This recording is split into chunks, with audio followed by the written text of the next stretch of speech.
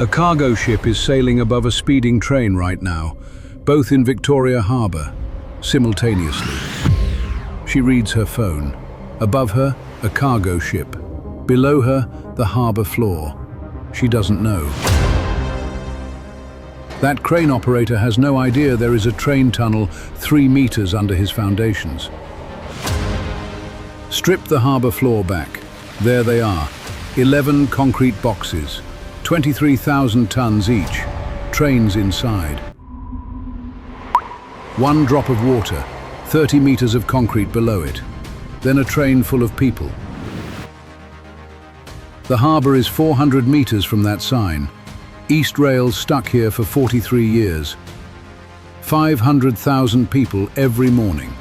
They hit the harbour and stop. The east of Hong Kong, disconnected. Every pipe and tunnel below Hong Kong belongs to someone else. The new railway goes in anyway. Now you might be thinking, why not build east? Because the harbour is 1.4 kilometers wide. 5 tunnels already under that harbour. The 6th must thread between them. 90 meters of space. That's the geological layer cake the tunnel must pass through. Every layer behaves differently under a drill. Build sections on land, float them, sink them one by one, under active shipping, at night. A red flag in a quarry starts a harbour tunnel. That is the entire paradox. That red line threads through 5 tunnels, 30 meters of harbour, and 10 years of someone's life. How do you build a harbour tunnel on land? In a quarry, then float it out. 1 wall between the sea and 11 tunnel sections.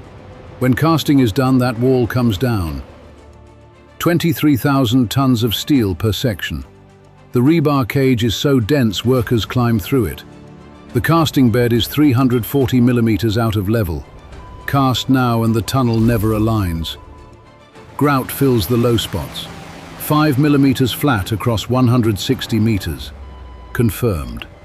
Then the concrete can go in. 36 hours non-stop. C45 concrete. Thermal sensors inside the walls. 1 cold joint and the element fails. Touch this anchor plate. 30 meters of harbour is coming. These tendons hold the roof. 1 tiny gap in this waterproofing and the harbour fills the tunnel in minutes.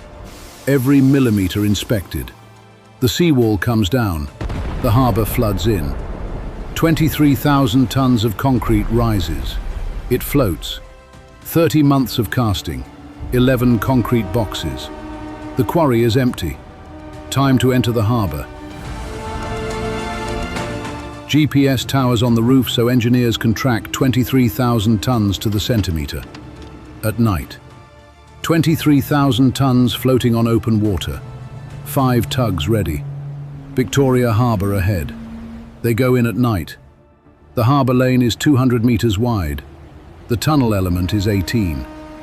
This is the tightest part. 23,000 tons moving through a live shipping lane. At night. The ship on the left doesn't know. They are cutting a trench through 30 meters of harbour silt.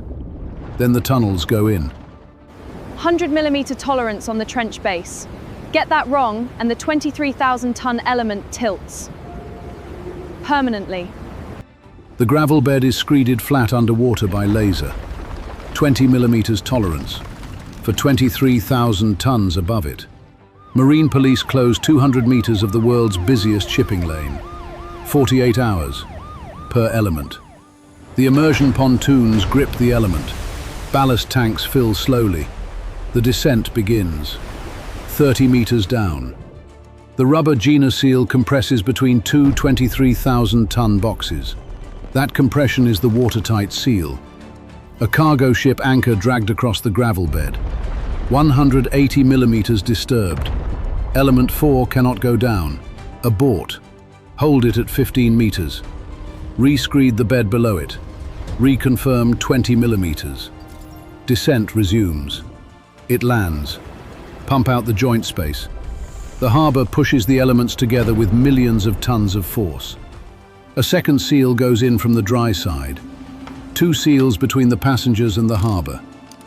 The final element lands on the seabed. Harbour crossed. Now hear from the man who held it. 4 days holding 23,000 tonnes at 15 metres. That is the one that nearly broke us. The trams above are shaking the road. The TBM below shakes the ground. Neither knows the other. 7 tunnel boring machines, 4 separate drives, and the ground changes between them. Every one is different. Pressurized slurry holds the face. The TBM drills in a bubble, 3 meters to the harbour. 400 old building piles are directly in the path. Break through or go around. No other way. The lining ring goes in before the TBM moves. No ring, the ground above collapses. Simple. The TBM is jammed 400 meters in. An uncharted concrete raft stops the cutter head completely. Probe port confirms the raft. Grout it from street level. TBM resumes in 8 days. Explosives in live Hong Kong granite. The blast calculated to spare the buildings 10 meters above. 200 sensors on buildings above. 1 reading over limit and blasting stops immediately. No exceptions ever. A 300-meter excavation with 50-year-old apartment blocks on all 4 sides. Diaphragm walls hold them. Workers hit a 900-year-old Song Dynasty site under the station box. 11 months lost. Already behind. $20 billion in delays.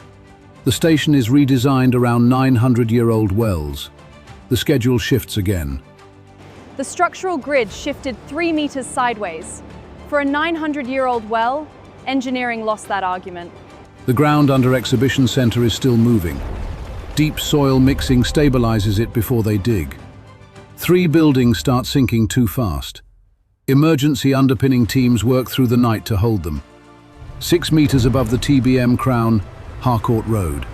Cars above. The TBM is threading the needle. The geology is beaten, but the humans are about to fail, and it nearly ends everything. An inspector finds a disconnected rebar coupler buried in a live station wall. He finds 1,900 more. New platforms are going in below the existing station. Diaphragm walls 30 meters deep are the structure. This wall is poured once. It holds the excavation open, then it holds the station up, forever. Rebar couplers are the most critical connection in this wall, and someone is about to skip them. Short bars, not connected to couplers, dropped in wet concrete, poured over, buried inside the wall. The wall is carrying live train loads with 8.9% of its connection system missing. This is critical. Everything at Hung Hom Station stops. MTR halts all pours. Every wall is now under investigation. Now you might be thinking, how do you fix bars inside hardened concrete? It's brutal. A new steel frame takes the load away from the defective walls. The walls are bypassed.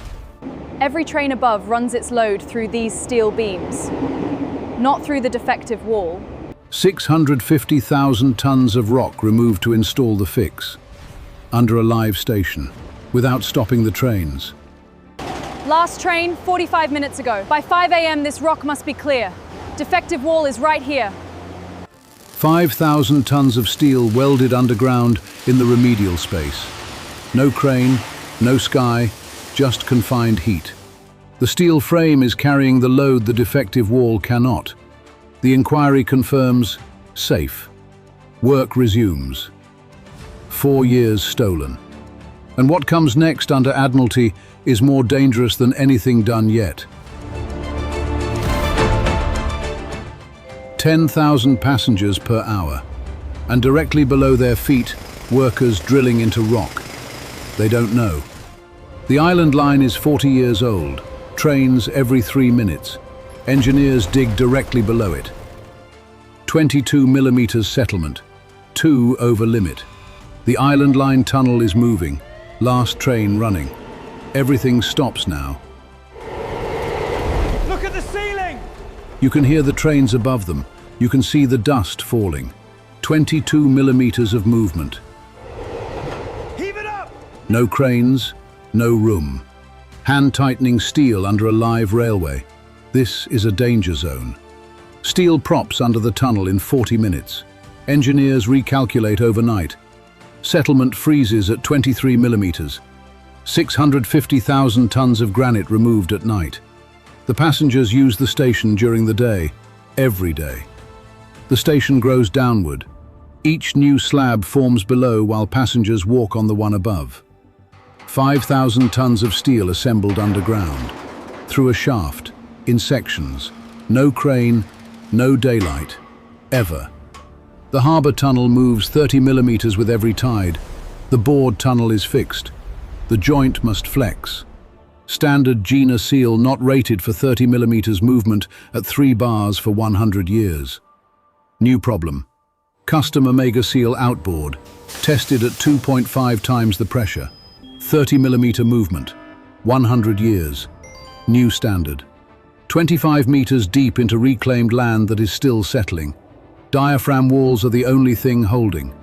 4 lines, 4 levels, 40 meters deep. The lowest platform sits below a 40-year-old live tunnel.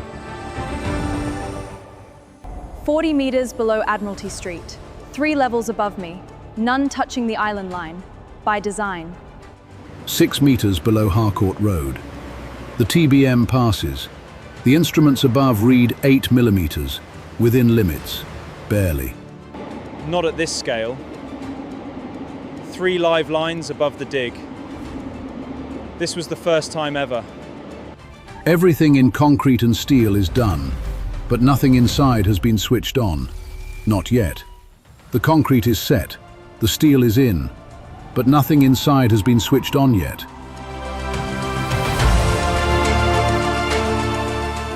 The tunnel has been on the harbour floor for a year. Train tracks are going in now. The signalling system controls every train automatically. If it fails, no train moves. Not one. Ever. 8 months of reconfiguration, certified in 2022. But the signalling fix revealed something the engineers missed earlier. Here's what the signalling fix revealed. The platform screen doors and the trains aren't talking correctly yet. 27.5 kilovolts, 72-hour live test, 5,000 meters of tunnel energized, looking for any fault, any at all. 12 months of empty trains, every system stressed daily, every failure caught before a passenger boards. 23 groundwater sensors under the harbour. Any rise above baseline, a dive inspection in 24 hours. A train just passed at 90 kilometers per hour above me. With the damper, I feel nothing.